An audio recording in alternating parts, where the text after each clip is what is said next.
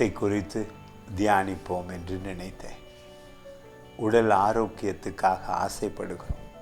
நாம் எல்லோரும் சுகமாய் வாழ, ஆரோக்கியமாய் வாழ ஆசை.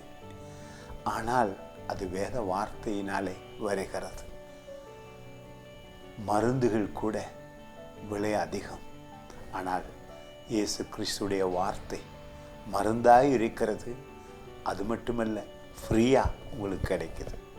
அதுதான் ஆசீர்வாதம். பாருங்கள், இந்த வார்த்தை சொல்லுகிறது. நீதிமொழி புத்தகத்தில் 4ஆம் அதிகாரத்தில் அநேக கிறிஸ்தவர்கள் இந்த அதிகாரத்தை அதிகம் வாசிப்பதுண்டு.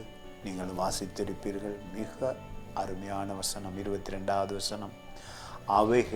எவைகளை வேதத்தை, வார்த்தைகளை, கடவுளுடைய வார்த்தைகளை, இயேசு கிறிஸ்துடைய பொன்மொழிகளை கண்டுபிடிக்கிறவர்களுக்கு வேதம் அவைகள் ஜீவனும் உங்கள் வாழ்வது, உங்களுக்கு மகிழ்ச்சியான ஒரு வாழ்வு.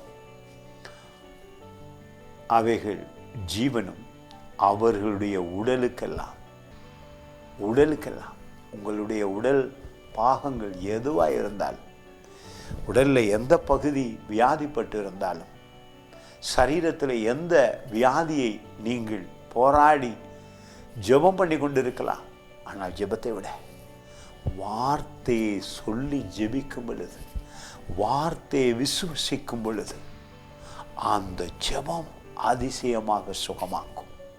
அதான் சொல்லுகிறது. பாருங்கள், எவைகள் இயேசு கிறிஸ்துவின் வாயில் இருந்து புறப்பட்டு வந்த வார்த்தைகள்.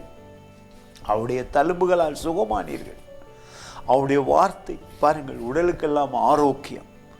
தேவனுடைய வார்த்தை பரலோகத்திலிருந்து இறங்கி வந்து உங்களை குணமாக்கி நீங்கள் அழியாமல் காத்து கொண்டது. வேத வார்த்தையில் இயேசு கிறிஸ்து அற்புதமான சுகம் தருகிறவர். God bless you.